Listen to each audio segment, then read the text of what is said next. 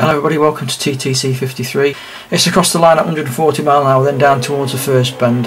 And I look for my braking point, which is the board that's sunk part into the ground there on the left hand side. Once like that, I'm starting to basically come off the throttle. And then just before the point comes where the shadow starts and the black area, the black lines on the tarmac start to build up, I'm actually already applying the brakes. As you can see, the bend ahead is going to curve to the right, so in a second you'll basically see that I'm going to make some adjustments as I come down to fourth and third, just to rock there, look on the steering, to see we're going up the rumble strip and on the grass. So once I get to, you know, between dropping down from 80 mile an hour, I've started to introduce steering, virtually braking at 100% here. And heading for the apex. Now this is one way to cure the understeer, which is basically get your entry speed to the corner correct. If you do that, the car will pretty much take the line that you want it to. Now you can head for the inside here, but I find you're then compensating through it in the curbs and bouncing up and down on the road, so I don't tend to do that if I can avoid it. And now I'm just testing for grip, still in second gear. First gear will give you better acceleration, but I found basically it's negligible, and it's just, if you get your line right, second gear will do a better job, as long as you're not crawling too low a speed. As soon as you can, straighten the steering up. One of the other problems with this car is the car has quite a lot of grip in certain circumstances, so basically will push you off the track if you don't have the exit line right. So as well as your entry speed going in, to help correct that on the way out, basically make sure that you've got the car settled and that she's pointing in the right direction, and that you don't apply the throttle too soon. I'm helping stopping the car from losing traction by basically using the available width of the track, so I'm straightening the steering at every possible quickest opportunity. You could argue here that I'm not, straightened the steering. I've straightened the steering too much, but the problem here is with this turn 3 that basically if I accent too far over on the left hand side, which I could obviously easily do, it would mean too much work to get over and set up for this other bend. I've gone up to third. I'm coming back down to second. You can see there's a slip road on the left hand side. I'm just doing that and applying brakes before I get here. And as you can see on entry to here, I'm not all the way over to the left hand side. The reason for that is it's not a constant radius turn, so to be on the left hand side now would be a complete waste of time, because I would lose too much speed all the way around the corner. But I know that this is constant radius. I can stay at this speed more or less. I can use some curb, that's fine. She's on full lock now, and I'm just basically testing for grip. I can see now that already that the corner is beginning to end, so this is the apex where she starts to become a straight. Straighten the steering up as soon as possible and accelerate up into third. I'm setting up for this next left-hander. I'm basically trying to brake as much as I can in a straight line. I'm only doing 93 mile an hour, but anything we can do to help the car is obviously to our benefit. I choose to go down to first gear here.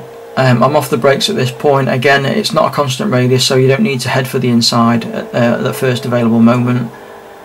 I'll probably go a little bit too hot into this, because you can actually see she's drifting wide a little bit, but I've managed to pull it round. So it's not a perfect lap, there never are, but hopefully I'll pick some tips up from it. Up into second gear there. Now there are loads of different lines through here. I found this the best one. I'm not using any curb at this point. I'm not too far to the right hand side either, which is going to compromise the exit. So the steering's cranked over. I'm testing for throttle there. Look, so I virtually know that I've got almost full grip. But the car's gone light, and it will bottom out in a second and bounce over to the left hand side. So it's just knowing that you've got the line and you've got the steering straightened as soon as you can. Look to use the available left hand side of the track on exit. Again, that will help stop the diffs losing traction and costing you some tenths at each corner.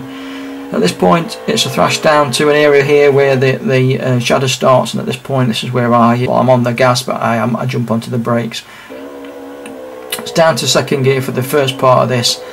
I'm turning all the way into here, and I don't cut the corner, but basically I'm not drifting wide either. I'm off the brakes, that'll settle the car down, and again this is going to help with the car understeering, because in a second the car is going to snap. You can just see her there, look, snapping to the inside at 39 mile an hour. I've dropped down into first gear because that will give me the best acceleration out of here, and going this slow means that I'm not going to have to fight too hard, look, with traction. I've already straightened the steering even though I'm still mid-bend. Again, that's to stop the car from losing traction. I got the line right, so I knew that the grip that I would have wouldn't push me straight off the track. You do have time to go from the left hand side to the right hand side here, so don't be super critical with having to come out all the way on the left hand side on the bend we've just exited. On the brakes, nice and early here before the lines worsen, and I'm using this section here where you can see the beige part where the car is there on the right hand side. I'm using that as a guide as well to think about getting off the power and getting onto the brakes. Again in a straight line, settle in the car, so the brakes are actually now off.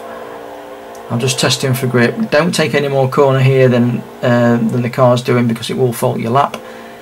Allows me to get on the on the gas because the car's nice and settled. We're no squealing, no loss of traction, so she'll make most progress through to this next section.